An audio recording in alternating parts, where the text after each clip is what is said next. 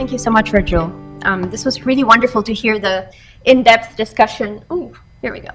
The in-depth discussion on some of these interventions that I've been reflecting on sort of in more breadth, and this was sort of depth. So this was really a wonderful set of presentations so far. Okay, so as Virgil mentioned, I'll really be talking about the research evidence behind this question about how we can make public service delivery more responsive to communities and to the poor. So I'm going to, I guess, re-ask or re-litigate this question of whether the voice of community members matters in public resource allocation. That's sort of the angle I'm focusing on: public spending and public resource allocation. And I'll address it in a slightly different way, but I think it relates to a lot of what has been discussed. So think of a typical principal-agent framework. So you have a principal. Think of this being the user of services or community members or citizens who really get a payoff from having welfare supporting public services for a given amount of budget. But for various obvious technological and technical reasons, they cannot create these services themselves, so they have to delegate that to an agent who does the public service delivery and allocates budget to that effect. So the agent is essentially a public service provider, a political leader, whether at the local level or at the higher level. So given that the agent has also payoffs, but these payoffs may be different, such as they want compensation or some form of income for doing the hard work of an agent, their payoffs or their utility will also depend on the level of effort, really how hard it is to undertake this kind of work, and potentially they may actually be interested in alternative allocations of the budget compared to what the principal wants. So given that, there's of course the necessity, and this is I wish I had I wonder if this works here. No. Okay, but you see essentially the arrow going in the other direction to the right. There is this necessity of the principal being in some kind of position to have a mechanism through which to reward or sanction the agent based on their actions, based on their effort, based on their performance. Okay, this is probably quite intuitive. An important part, which is sort of at the bottom, again, in any principal-agent problem, as well as in this case where we grafted this relationship between citizen and public official onto this principal-agent model, is that the principal will not have full information about what the agent, what the public official is doing. How exactly are they investing resources? What are they doing to bring about the services? What are they doing to create infrastructure? So this information asymmetry exists about what the agent is doing. So we, of course, then principally need to be concerned about the red areas. How do we devise mechanisms to create incentives for the public official to essentially do the right thing by the principal? But also, how do we improve the information base that citizens, that community members have about what public officials and politicians are doing? So far, this is just sort of, I was taking a conceptual angle at this, but we need to look at this empirically. So is there empirical evidence on what the impact is of increasing the accountability to communities on the part of public agents? And there's another hot off the press, well, not yet hot off the press, but sort of coming soon, work that I'd really recommend once it comes out for any of you who are interested in this kind of topic to look at, by Studi Kamani and her colleagues at the World Bank, that takes a very sort of detailed review of this evidence. And here I'll just be presenting a few highlights, not even everything that's on the screen given the 8 minutes that we have. So there's a lot of empirical evidence, both cross-country, but this is not what we have on the screen, within countries, in developing countries, about the importance of political contestation, of enfranchisement of voters, and of essentially this incentive that I'm talking about for good public service delivery, not only at the level of the delivery, but also at the level of development outcomes. So there's a lot of research on this. And you just see here some highlights. Now, elections, and I should just say one quick thing. So a lot of the existing evidence focuses on electoral accountability, which is of course critical, maybe intuitive, but it's important to have empirical evidence that actually backs this up. But elections take place within a couple of years, if they take place at all, or if they take place in a credible way. So it is important to actually consider what other kinds of interventions we actually heard.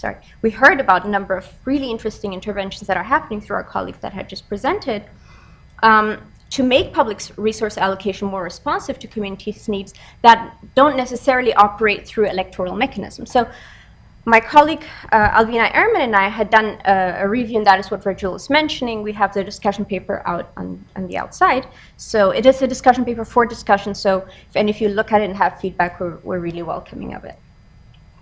So we undertook a detailed examination of sort of quite prominent, and we heard a lot of these in the course of John's and others' talks, sort of prominent interventions that have an explicit focus on making allocation of resources responsible to communities' needs.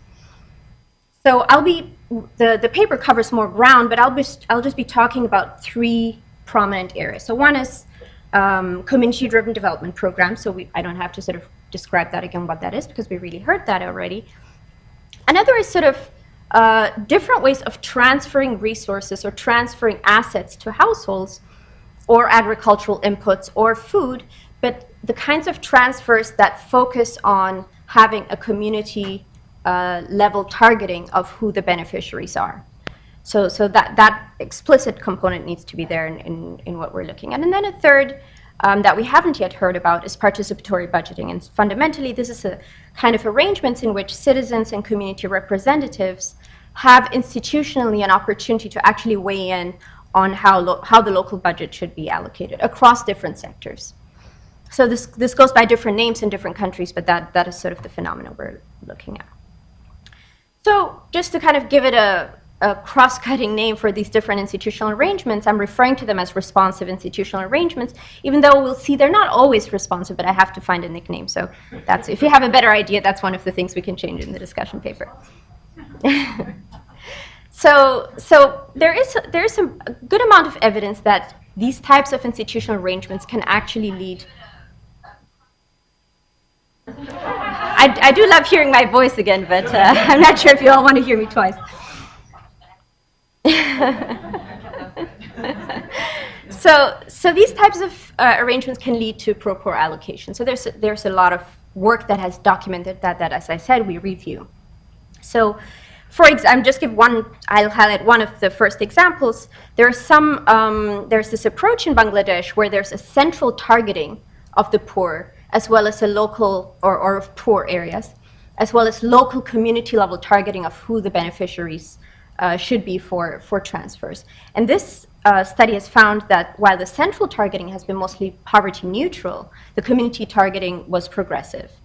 And so there's a number of these examples where we see that you have a pro-poor targeting either on who gets to be the beneficiary, if we should use that term at all, the beneficiary of resources, but also in further going outcomes such as infant mortality and so forth. So as I said, I use that nickname with some hesitancy because we also see, especially when we unpack this notion of community, the word that we've been hearing a lot today, we need to sort of unpack their different members and different elements within a given community. And so what we've seen is that there are a number of cases where within communities, it tends to be the better off who have benefited. It tends to be the better off who have had the requisite skills or the information, the political connections, or even the social capital to be able to, access resources. So some of the effects that we've seen don't always hold. The positive effects don't always hold. So we have to ask why. I mean, when do you have the good outcomes that these types of institutional arrangements intended, and when do you not? And there are sort of two key sort of factors and mediating effects that have come out as quite prominent in our work. And one is inequality. So where you have highly unequal conditions, whether in wealth, whether in income, say within a village, you've seen this reversal of beneficial or pro-poor effects for a range of reasons that maybe we can discuss later. A second aspect has less to do sort of with an exogenous phenomenon such as inequality, but rather with the way, even given a good design, the way these types of institutional arrangements have been implemented.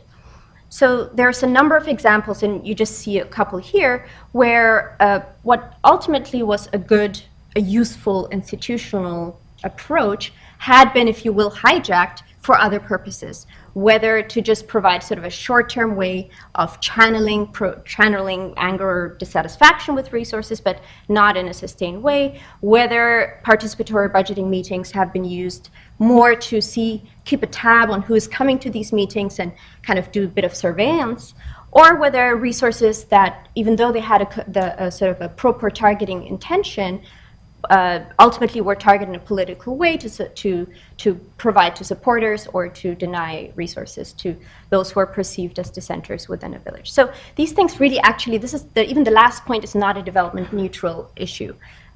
Political targeting, vote buying, and other kinds of clientelistic approaches can really be harmful to development. And so with this, I'll just come to a few final points. So one is some thoughts that we had from this work on practice or on programmatic work.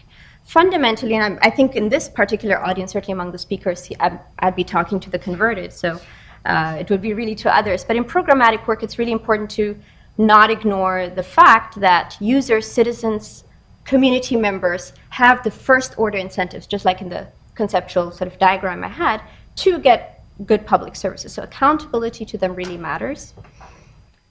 And on research, one of the important things we researchers need to do more is to understand in a more sort of penetrating way how interventions can render this principal agent arrangements either more functional or in some cases even just less dysfunctional for better public service provision.